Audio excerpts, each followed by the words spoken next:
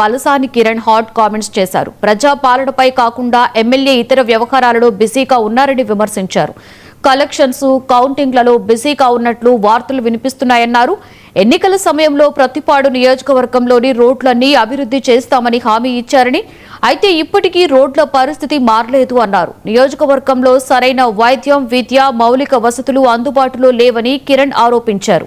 ప్రజల అవసరాలపై దృష్టి పెట్టకుండా కూటమి ప్రభుత్వం రెడ్ బుక్ రాజ్యాంగాన్ని అమలు చేస్తుందని విమర్శించారు.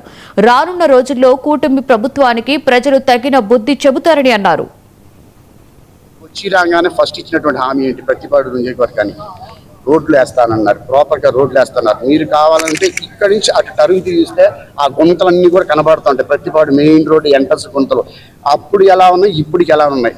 మీరు చేస్తున్నటువంటి డెవలప్మెంట్ మరి ఇదేనేమో, మేము ఇదే డెవలప్మెంట్ అనుకోమంటే మేము అనుకుంటాం, ఇబ్బంది లేదు. బ్రహ్మాండమైన డెవలప్మెంట్ చేశారు రామాంజనేయులు గారు, కూటమి ప్రభుత్వం గారు బ్రహ్మాండమైన డెవలప్మెంట్ చేశారని చెప్పి మేము చెప్పమంటే చెప్తాం.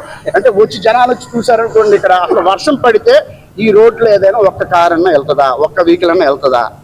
ఇకపోతే ఏది మీరు ఏదో చెప్పారు కదా ఇందుక 100 కోట్లతో ఆయుష్ హాస్పిటల్ కాదండి అది.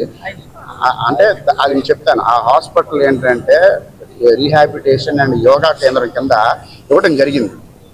ఈ రీహాబిలిటేషన్ అండ్ యోగా కేంద్రం గురించి కూడా మనం మాట్లాడుకోవాల్సిన అవసరం ఉంది. ఫస్ట్ ఆఫ్ ఆల్ పర్టికులర్గా ప్రతిపాడు నియోజకవర్గంలో ప్రాపర్ హాస్పిటల్ ఉందండి, general hospital. Really all facilities ఉన్నాయా అండి?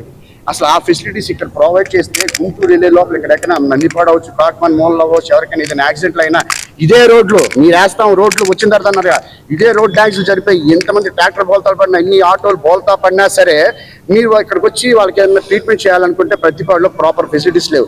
లేకపోగా అన్ని బస్ గుంటూరు వెళ్ళాలి. మార్గ మధ్యంలో ఎంతమంది చనిపోతున్నారు, ఎంతమంది సిక్ అయిపోతారు, ఇంకా సివియారిటీ ఆఫ్ పేషెంట్ ఎంతమంది పెరుగు. హైదరాబాద్, శంషాబాద్ పరిధిలో